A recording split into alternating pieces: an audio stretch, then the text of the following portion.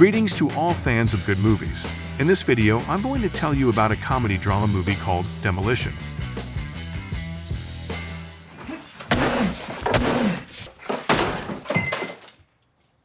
A married couple is driving the family car on an errand.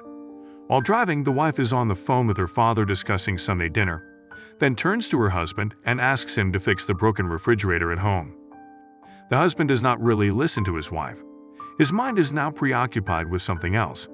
This situation forces Julia to take her mind off driving for a moment. Not my chair.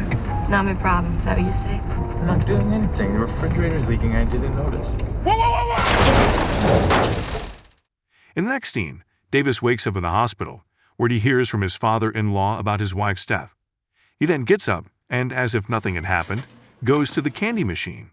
But the candy of his choice gets stuck, and the circumstance really upsets the guy. At the reception desk, he finds out that the machine belongs to a vending company, and that the hospital has nothing to do with it. After photographing the contact information of the company responsible, the guy returns home. At the door, our character notices the funeral flowers left by the neighbors, but does not take them. Upon entering the house, he first goes to the refrigerator to make sure it is not working. Then he takes the milk and goes to eat. At the table, looking at the table decoration, Davis remembers his wife but feels nothing. In the evening, before going to bed, he just watches TV.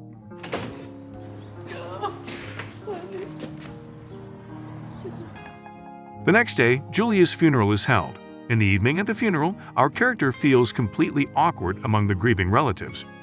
When he goes to the bathroom, he even tries to squeeze out a tear that would somehow fit the situation. Having abandoned this idea, he finds an empty room, and in order not to waste time, he decides to write a letter of complaint to the company that sells sweets. In the letter, Davis calmly describes his unsuccessful purchase, and for the sake of completeness, he decides to tell why he ended up in the hospital. I found this upsetting as I was very hungry, and also my wife had died 10 minutes earlier. In the next scene, we learn about our character's past life. Each day is literally minute by minute, and exactly like the previous one. Davis works as a financial broker, so getting up early is very important to him. After a cardio workout and a shower, he goes straight to work. On the train, he often sees the same talkative fellow passenger and always tries to avoid talking to him. Julia's father is the co-founder of the investment company where our character works. Despite the open nepotism, the guy copes well with his duties. He met his wife at one of the company parties. They liked each other immediately and soon got married. Julia was a kind and good person. She worked with children with special needs, but the guy did not pay enough attention to her, so he did not know what she was really like.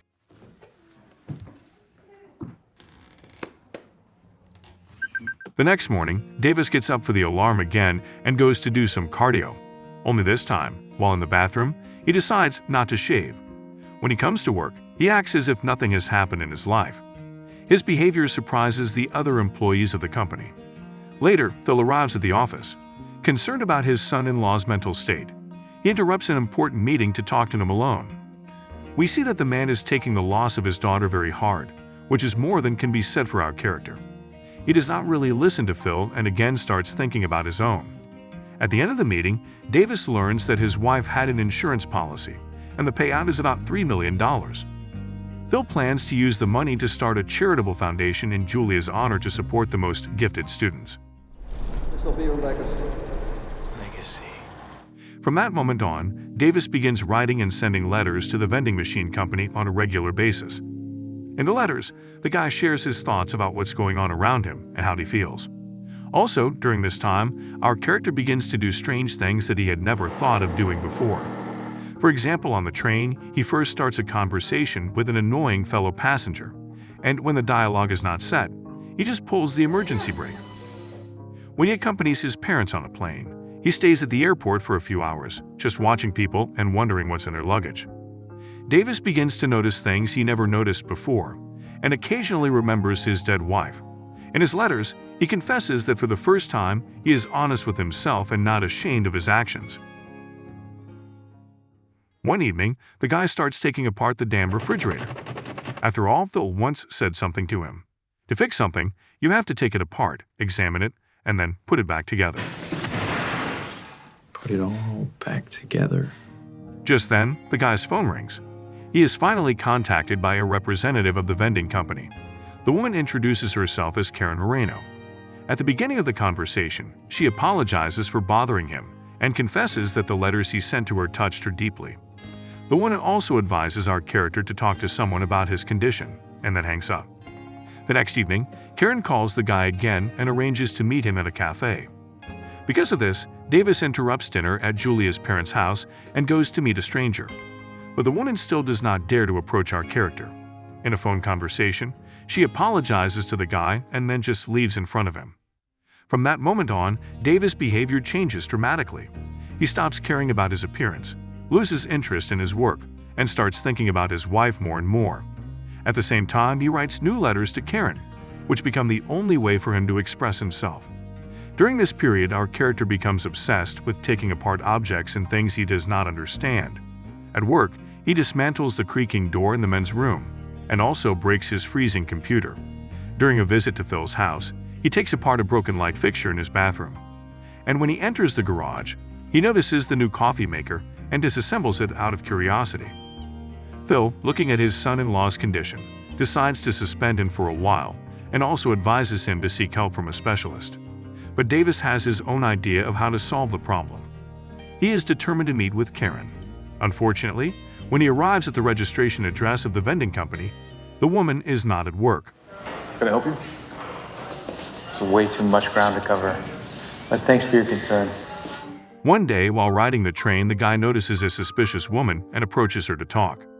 The stranger reluctantly encourages the conversation and hurries off the train, leaving her magazine with the name and address of the recipient. I'll see you soon. Karen, like our character, is going through a bad time in her life and has no one to talk to. She lives with her boss but has no feelings for him. Also, raising her 15-year-old son takes a lot of energy. Smoking pot becomes the only way for Karen to relieve the tension. For Davis, in turn, such emotional release becomes work on a construction crew. He struck a deal with local workers and began regularly helping them demolish old buildings. Over time, our characters begin to see each other more often and become real friends. During one of their walks together, they come across an acquaintance of Karen's where Davis notices a broken carousel.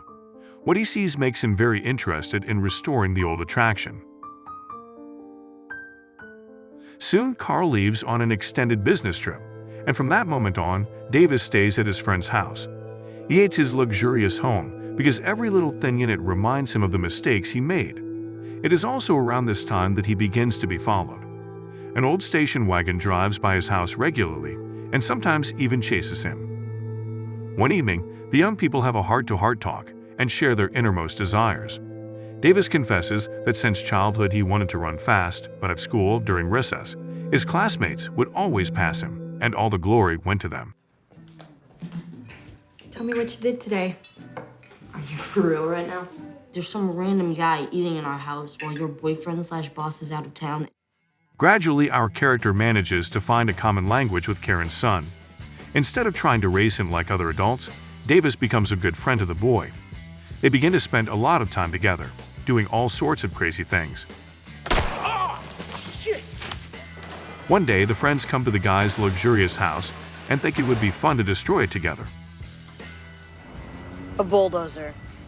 Yeah, you can buy almost anything on eBay. According to the character's plan, destroying the house will help him say goodbye to his false past and start a new, honest life. While destroying the furniture, Davis accidentally notices an ultrasound image of his wife that shows her pregnancy. This news takes him by surprise. Returning to Karen, he gets himself straightened out for the first in a long time and goes to see Julia's parents. Just today in their house, there is a festive dinner at which the best students, the recipients of the scholarship grant, will be announced. During the solemn speech, Davis can't stand it and asks his parents about Julia's aborted pregnancy. It turns out that the girl wasn't such a good person. While married, she met with another man from whom she became pregnant. The mother forced her daughter to have an abortion, and now she regrets it because they have no more heirs. At that moment, Carl returns from his business trip, and when he sees our character in the house, he attacks him. In the next scene, Davis wakes up in the hospital again and is awakened by Karen. Last night, her son was badly beaten by bullies, but he survived. This whole situation is very similar to what happened at the beginning of the movie. Only this time our character is genuinely concerned about the victim. After leaving the hospital, he first goes to the cemetery to visit his wife.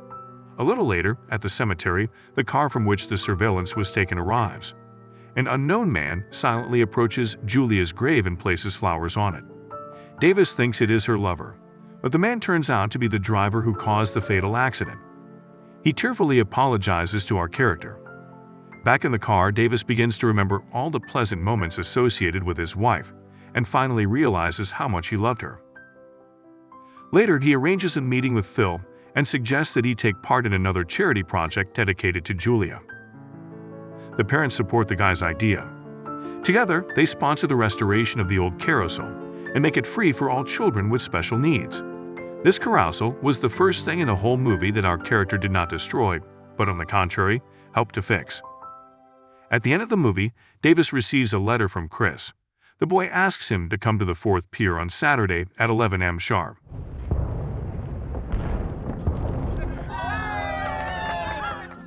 On his way home, our character meets a group of boys who are running a race. He happily joins them and finally fulfills his cherished dream of running fast. Thank you for watching until the end. On this channel, you will always find retellings of good movies.